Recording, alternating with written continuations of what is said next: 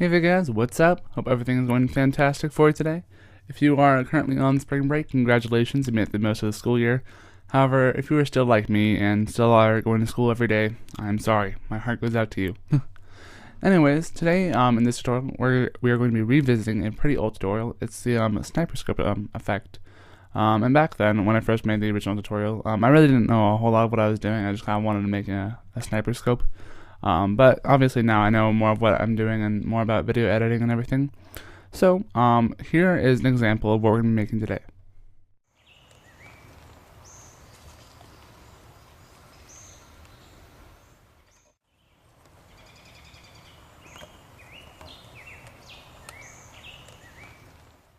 So if you saw the older video, the older tutorial, there's a pretty big difference between then and now. So anyways, today I'm going to be showing you guys actually how to edit this image using Adobe Photoshop, or not Photoshop, but Final Cut, along with where to download it on my website. And then next week I'm going to be actually showing you guys how to create this image itself using Photoshop. So that's pretty fun. So anyways, let's just jump right on in. If you go to my website, MedievalHollywood.zxq.net, that link is down below in the description. You can come to my website and actually download this image for free. If you come over to the effects page, and then where it says sniper scope, click on that. And we have two different options in here, as you saw in the examples. We have a border version, which more or less means it's all black all around, or a no border, which is kind of like you can see the video below it, and then kind of also see through the scope itself. Also, if we look at the resolution of these images, they're pretty high quality. It's more or less I took the 1920 by 1080 and multiplied all those values by 2, so that no matter what you do to this image, it's always gonna look really nice and crystal clear, which I thought was pretty vital to this. Also, if you look to the right hand side, we have two different file types. We have a .png, which is it's a little bit hard to explain, but more or less it preserves all eraser markings that you make in Photoshop, so that when you bring them to Final Cut, you can actually see through the scope still, and you don't have to do any chroma keying or luma keying. I'll show you guys what that means in a little bit. We also have a .psd, and if you don't know what that means, it's a Photoshop document. So if you have Adobe Photoshop, or if you have a 30-day free trial from their website, you can actually take this image, download it, and edit it in any way you want. So maybe let's say you want these crosshairs right along here, if you want those to be red or something, you can do that. If you want the scope itself to be, like kind of a camo or a tan, you can do that as well. So, there's a whole lot of options for you. So the first thing I'm going to do is be using the border one, and I'm going to download a quick .png, and that takes me over to a website called MediaFire. Now, MediaFire is a file sharing website. I have never had any viruses or any problems with this website. However, it does put up quite a bit of advertisements because, they do need to get paid, so that's the only bad thing about this website. Right here, just click to download it, and then if you're using Google Chrome, you can just click this little arrow, and hit show in Finder. There is the image right here, and now I'm going to come over to my Final Cut document and putting this video, or this picture I suppose, on video layer 2 if you're using the bordered one. Now here I got some old footage of a video I made a while back called Das Ende. You might remember it. Anyways, in this scene, we're supposed to have a sniper kind of zoomed in pretty far on this on the subject. So more or less, all that we need to do is put the actual image of the sniper scope over top of the original image, which is on video layer 1, more or less like so. Now already, this looks pretty decent. As we can see here, we got all the crosshairs. It looks pretty professional. However, who wants to just do that? It's pretty boring. So there's a couple different options that you can go. I recommend you look at some old movies, or maybe if you play some Call of Duty, you might recognize some stuff that you could do inside of Final Cut Pro or Final Cut Express. One thing that I'm going to be doing today is showing you guys how to create the kind of I suppose not glow in the dark, but night vision, that kind of classic green night vision. It's pretty simple to do. You only need a couple effects. The first thing we're going to do is add some noise. So come up here to the effects window, video filters, stylize, and then add noise. Now if we were to come over here into the viewer window under the filters tab, there's a couple different types of noise we can do. We got pink noise for like a TV, or a white noise, which I think is pretty good for this one. And what the noise does, it just kind of adds to the effect that the night vision camera is really struggling to see in this low light situation. So I don't know, it's kind of a cool effect. I like adding some noise. Now I'm coming back over here to effects, see video filters, and then what else do we need? Image control, and then come down here to tint. Either tint is going to work if you're working in Final Cut Pro. I think Final Cut Express only has one tint, but I'm not entirely sure. Boost up the color, and then just kind of select a greenish color, something kind of like that. And this is where it's really going to start kind of like coming together and making it look like true night vision is, by adding that green or by adding that red. So it's up to you if you want to use red or green or even purple. I don't care. It's up to you if you want to do like some sci-fi thing. And then the last thing we want to do is come over here to effects again, video filters, color correction, then color corrector. Both Final Cut Express and Final Cut Pro have a color corrector. However, in Final Cut Pro we do have a 3-way color corrector, which is a little bit nicer, but we don't really need that for this situation. All that we want to do is bring down the blacks a bunch, then bring up the whites. And this is just going to add some extra contrast to really kind of make that final effort to sell the effect. That this is true, this is actually a night vision camera.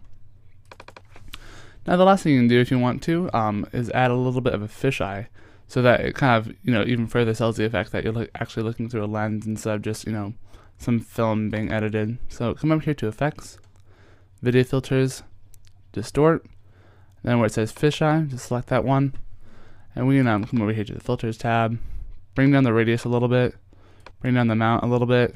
Well, actually not too much. I usually like around 7 or 8, so I just kind of input a value. And then where the center is, all you have to do is take that like little plus sign, and make sure it's right over top of the crosshairs, because if it's like over here or something, then it, it's not going to look very realistic. But if it's right over top of like where the crosshairs meet in the middle, just put it right there and it looks just fine. If we scrub through the video, we can kind of see what it looks like. See here.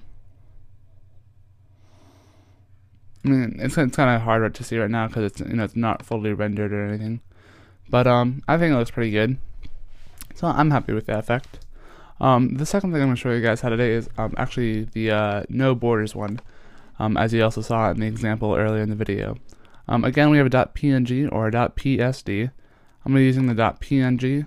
Again, MedievalHollywood, just click to download it, and then I have a funny feeling this is going to open up an advertisement, so I'm just close out of that.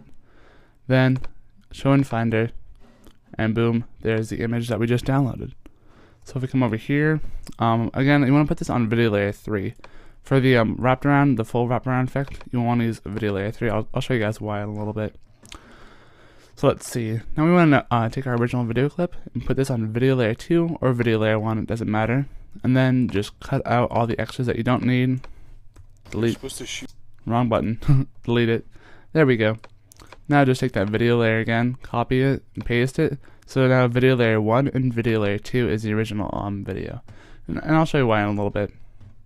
So anyways, the first thing we want to do inside of this program is, I like to usually bring down the opacity of video layer 1. It just helps with editing a little bit, and I'll show you why.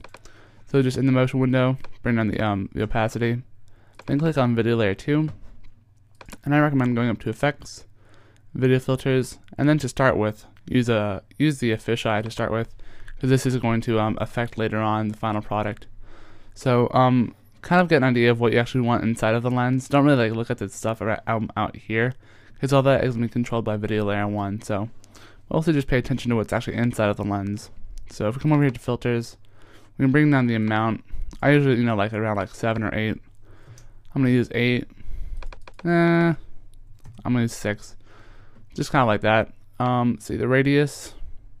You want to have try to zoom it up a little bit using the radius, and just so that it kind of really looks like you're zooming in through the lens. So I think like around 1.4. If you want to be really radical, you can bring it up to like 2 or so. It's up to you. Again, making sure the center is in the dead center of the crosshairs to really sell that effect. Now the next thing you want to do is add a 8-point garage mat, and this is going to allow you so you can more or less cancel out everything around the outside rim of the scope. So just come over here to effects, video filters, matte, and then an 8-point garbage mat. Then just come over here into the filter window and go around and more or less mask out all of these different points. It might take a little while. I know usually I'm not very good at these. I'll try to do this quickly so I don't have to sit through all of this.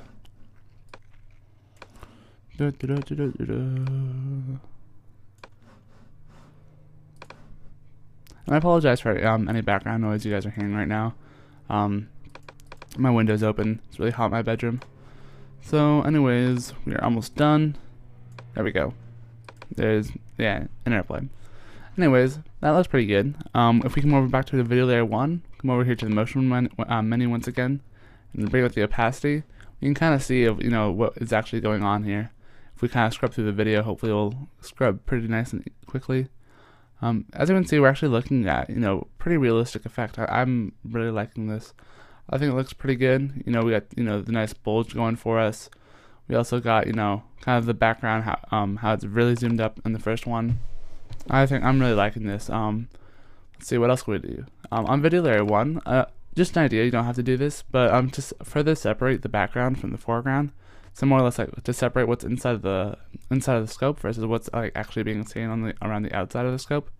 Just come over here to effects, video filters, blur, and then just using a Gaussian blur or something, you can kind of blur the background to further sell that effect that you're actually looking through a scope. So kind of getting that depth of field. So yeah, hope you guys enjoyed this tutorial. It was a lot of fun to make. Remember, you can download those things on my website at MedievalHollywood.zxq.net. That link is down below in the description. If you like this video, subscribe. I'm making more of these. And yeah, that's all. Hope you guys enjoyed it. I'll see you next week.